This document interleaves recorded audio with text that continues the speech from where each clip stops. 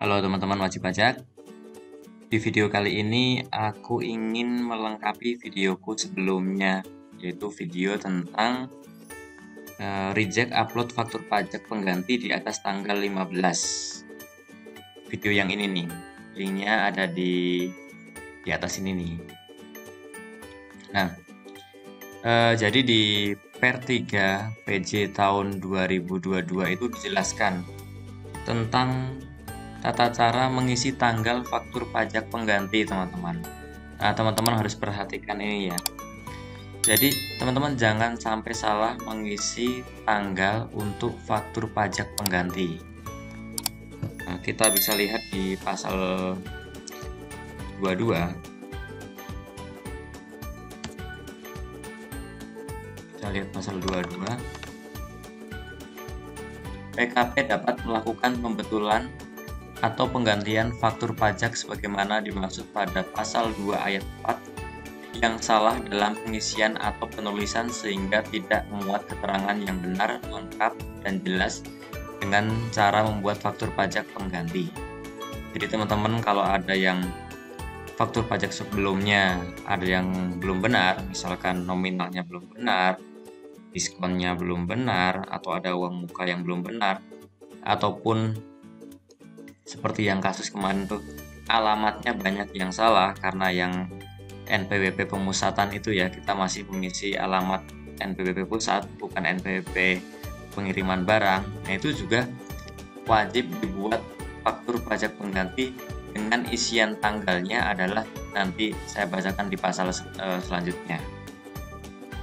Ini di ayat 2-nya. Tata cara pembuatan faktur pajak pengganti sebagaimana dimaksud pada ayat 1 tercantum dalam lampiran huruf J yang merupakan bagian tidak terpisahkan dari peraturan Direktur Jenderal ini.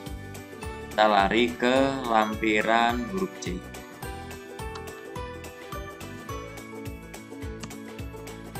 Nah, ini tentang tata cara pembuatan faktur pajak pengganti.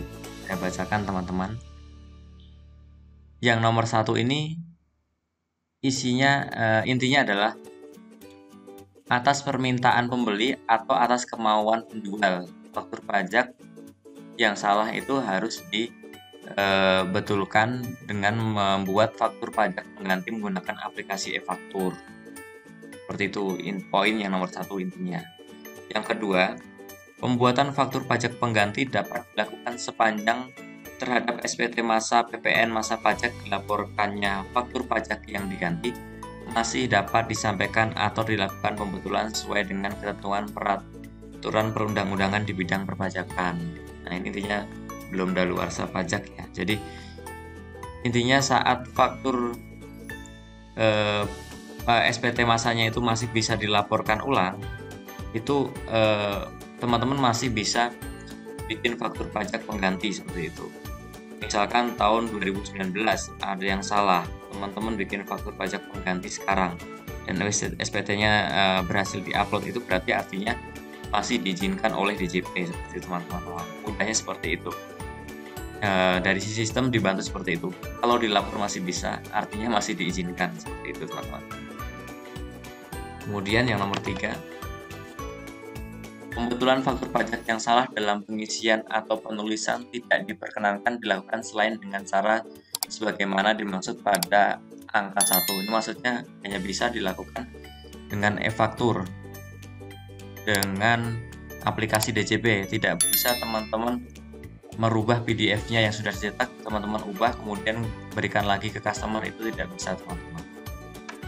Kemudian yang nomor 4, pembuatan faktur pajak pengganti dilaksanakan sesuai dengan tata cara sebagaimana tercantum dalam lampiran B dan huruf C peraturan Direktur Jenderal ini. Yang kelima, faktur pajak pengganti sebagaimana dimaksud pada angka 1 diisi berdasarkan keterangan yang sebenarnya atau sesungguhnya. Ini jelas ya. Jadi diganti itu bukan dalam hal diatur supaya sesuai keinginan kita, bukan, tapi memang sesuai data yang sebetulnya. Nomor 6, NSFP faktur pajak pengganti tetap menggunakan NSFP yang sama dengan NSFP faktur pajak yang diganti.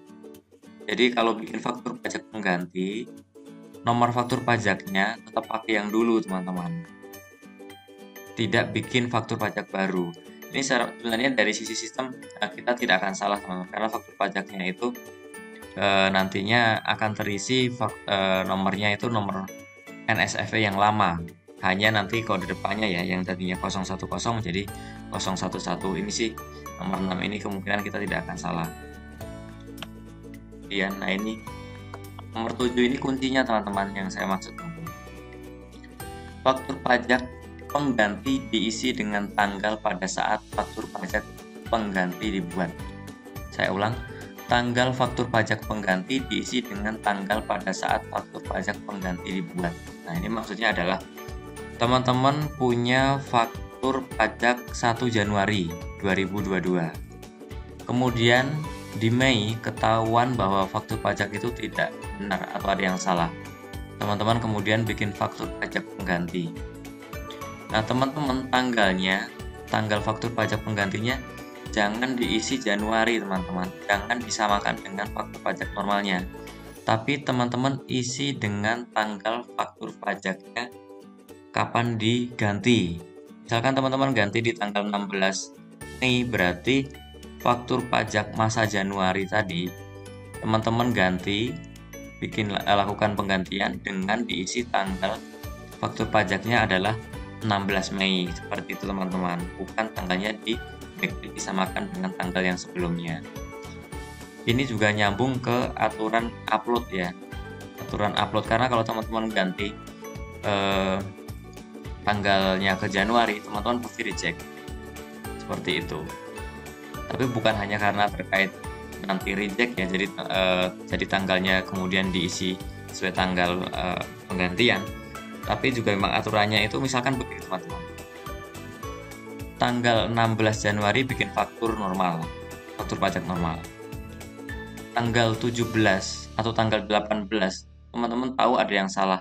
Nah, itu pun harusnya faktur pajaknya dibuat, faktur pajak penggantinya dibuat tanggal 18, bukan diisi tanggal 16 yang normal, seperti itu. Jadi kelihatan itu antara tanggal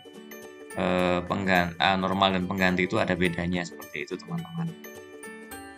Ini nomor 7 ini kuncinya yang mau saya jelaskan di video kali ini, teman-teman. Untuk selanjutnya teman-teman bisa baca sendiri ya. Untuk peraturannya ini, salinan peraturannya ada di link deskripsi. Oke, begitu teman-teman. Video ini adalah pelengkap dari video sebelumnya. Saya hanya menunjukkan aturannya bahwa tanggal faktur pajak pengganti diisi dengan tanggal pada saat faktur pajak pengganti dibuat. Terima kasih.